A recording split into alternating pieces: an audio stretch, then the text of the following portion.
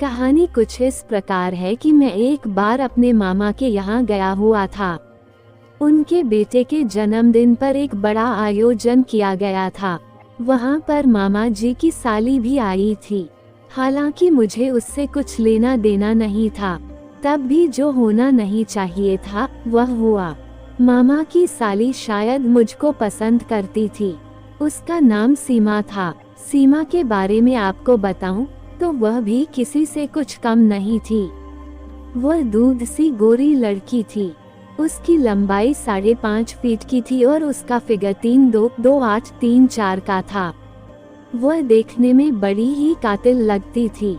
उस दिन जन्मदिन की पार्टी चल रही थी, तब उसने मुझसे बात करना आरंभ की थी। उसने मुझसे पूछा, क्या करते हो, तुम्हारी कोई जीएफ है क्या? मैंने कहा नहीं। फिर मैंने भी पूछ लिया, आपका कोई बीएफ है क्या? उसने भी नहीं कहा। इस तरह हमारी बातें होना शुरू हुई। पार्टी में काफी लोग आए थे तो किसी का हम दोनों पर ध्यान नहीं था। मैं सीमा से काफी देर तक बातचीत करता रहा। उससे बात करने में मुझे बड़ा ही अच्छा लग रहा था।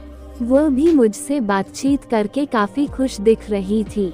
दूसरे दिन ही उसने कुछ ऐसा किया जिससे मैं एकदम से चौंक गया। शायद वह मेरे साथ घपाघप करना चाहती थी। हुआ यूं कि दूसरे दिन हम लोग सोने के लिए लेटे थे। मैं आंखें बंद किए लेटा था। मेरे पास में ही सीमा भी लेटी थी। उसके पास में मामी जी लेटी थी। काफी थकी होने के कारण मामी जी जल्दी ही सो गई थी। मैं नहीं सोया था और सीमा भी नहीं सोई थी। अचानक से उसने मेरे सीने पर हाथ रखा तो मैं चौंक गया। मैंने एक आंख खोलकर देखा तो सीमा मेरे एकदम करीब आ गई थी और उसने अपना एक हाथ मेरे सीने पर रखा हुआ था। मैंने हल्की सी आंख खोलकर नजारा देखा और बंद कर ली। अब मैं ये देखना चाहता था कि ये चाहती क्या है। धीरे धीरे सीमा अपना हाथ नीचे ले गई। उसने मेरे लोवर के ऊपर से ही मेरे नाक को टच किया और हाथ को पेट पर रख कर रोक लिया। मैं जागा हुआ तो था ही और उसके हाथ की हरकत को महसूस भी कर रहा था। उसके एकदम से नाग को टच करने से मेरे शरीर में एक कर्क सा दौड़ गया और मेरा नाग किसी नागराज को छेड़े जाने जैसा हिचकी सा लेने लगा। उसने पेट से हाथ नीचे किया और नाग को सहलाने लगी। अब नाग खड़ा होने लगा। जैसे ही मेरा नाग खड़ा हुआ, उसने मेरा नाग पकड़ लिया। नाग एकदम सख्त हो गया तो उसने लोअर के अंदर हाथ डाल दिया और नाग को पकड़कर मसलने लगी। मेरी सांसें तेज होने लगी जिससे वह समझ गई कि मैं जाग रहा हूँ और नाग को सहलाने का मजा ले रहा हूँ। अब उसने मेरे नाग को छोड़ दिया और बिस्तर में ही नीचे को सरक गई।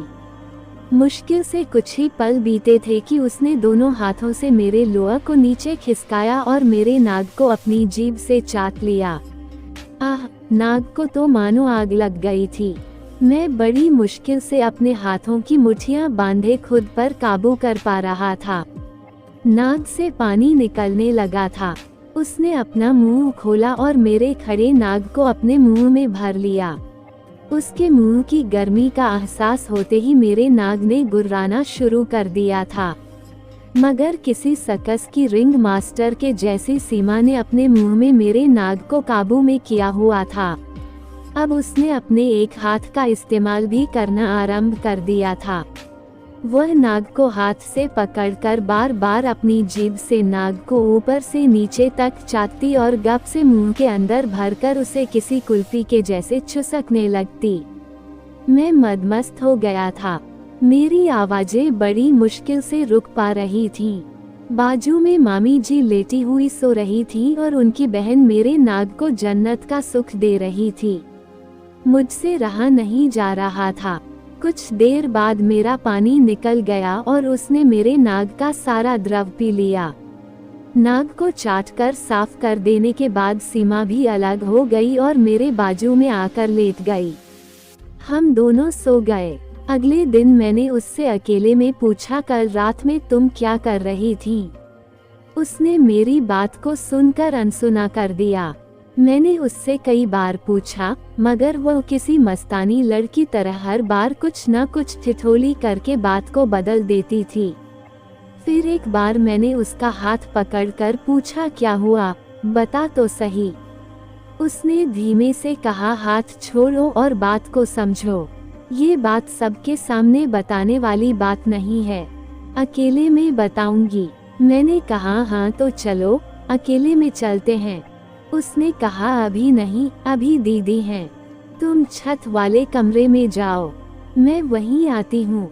मैं चला गया। उधर मैं उसका इंतजार करते करते सो गया। आखिर 1 घंटा बाद उसने कमरे में आकर मुझे जगाया। मैं उसे देखा तो फिर से अपना सवाल दाग दिया। उसने कहा, जानना चाहते हो कि कल रात को क्या किया था? मैंने कहा, हाँ बिल्कुल। वह हंसने लगी और बोली, क्या शुरू से ही ऐसे हो या बन रहे हो?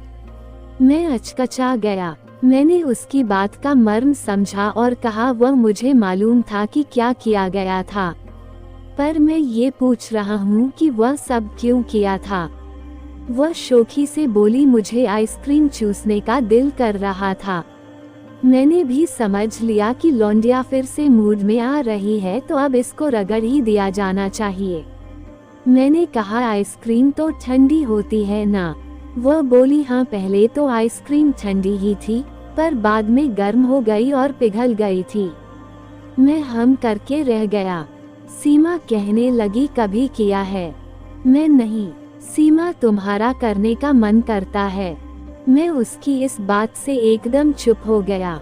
वह बोली, बोलो न। मैं क्या? सीमा, करोगे? मैं नहीं। सीमा, झूठ क्यों बोल रहे हो?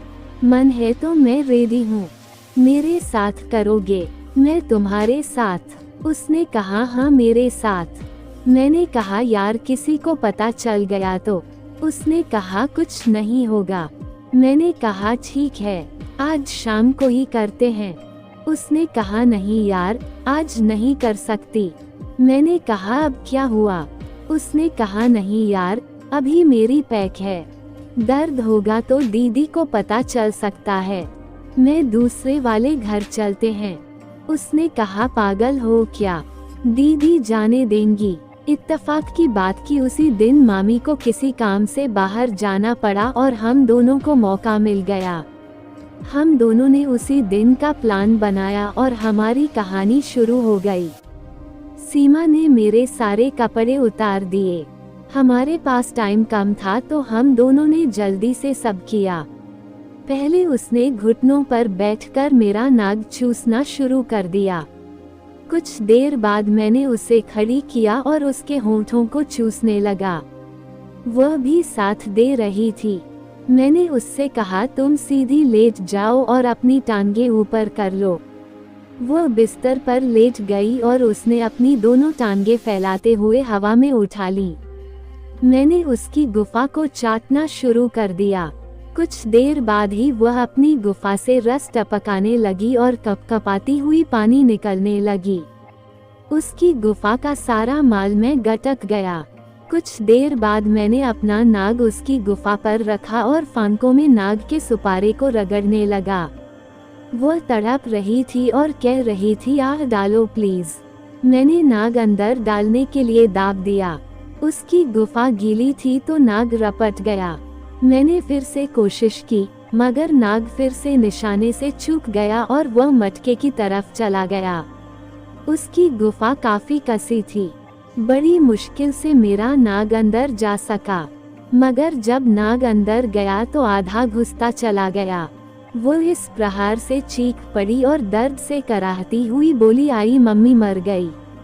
मैंने उसके मुंह को तुरंत अपने हाथ से दाब दिया। उसी समय मैंने एक और झटका दे मारा। मेरा पूरा नाग अंदर घुसता चला गया। वो रोने लगी और कह रही थी, या छोड़ दो, बहुत दर्द हो रहा है। मैंने कहा, परेशान मत हो, कुछ नहीं होगा, तू भी जानती है कि पहली बार दर्द होता ही है। वह चुप हो गई। मैंने देखा कि मेरा नाग खून से सन गया था। मुझे भी ये पक्का हो गया था कि ये अभी नहीं है और अगर आज इसे छोड़ दिया तो फिर ये कभी नहीं मिलेगी। वह रोती चिल्लाती रही। मैंने उसकी एक न सुनी। कुछ देर बाद वह भी साथ देने लगी। धकापेल हुई और मैंने अपने नाग का माल उसके पेट पर छोड़ दिया। कुछ देर बाद हम दोनों नहाने गए और कपड़े पहनकर बातें करने लगे। तब तक वहाँ मामी भी आ गईं। मैंने रात में उससे पूछा, तुम्हारी अभी तक सील क्यों नहीं टूटी थी? उसने कहा, अब भी कोई शक रह गया है क्या? मैं अचकचा गया और उसकी तरफ देखने लगा। वो बोली, मेरे भोले सनम, मेरी सील तुम्हारे लिए ही साबुत थी। आज तुमने ही तो इसे तोड़ी। मैंने कहा, कोई शक नहीं है, लेकिन एक बात हजम नहीं हो रही है। उसने कहा, क्या? मैंने कहा, तुम इतनी सेक्सी और हॉट हो, फिर भी कोई बीफ नहीं और न अभी तक किया, जबकि तुम्हारे अंदर आग भी काफी है। उसने कहा, मेरे घर पर बहुत सख्ती है और मुझे कोई पसंद ही नहीं आया था, पर पार्टी में तुम्हें देखा तो मन बना लिया था कि तुमसे ही करवाओगी। मेरे अंदर जो आग थी उसे लावा बनाने के लिए तुमको देखकर ही मैं मचल गई थी। मैं उसे देखकर मुस्कुराने लगा। उसने कहा, मैंने तो जब से तुमको देखा है तब से तुमसे घापाघाप करना चाहती थी, लेकिन तुम मिलते ही नहीं थे, काम में ही लगे रहते थे। मैं शाम को जानबूझकर तुम्हारे पास लेटी थी कि हो सकता है कुछ हो जाए, लेकिन तुम उठे ही नहीं। मैंने कहा, बगल में तुम्हारी दीदी लेटी थी, यदि उस वक्त तुमसे करता तो मामी सब देख लेती। वह हंसने लगी और मेरे साथ चिपक गए। ये वीडियो केवल और केवल मनोरंजन के उद्देश्य से बनाया गया है। सभी पात्र काल्पनिक है, वास्तविक व्यक्तियों, जीवित या मृत, या वास्तविक घटनाओं से कोई समानता विशुद्ध रूप से संयोग है। किसी भी व्यक्ति, धर्म या जाति को ठेस पूछने की मंशा नहीं है।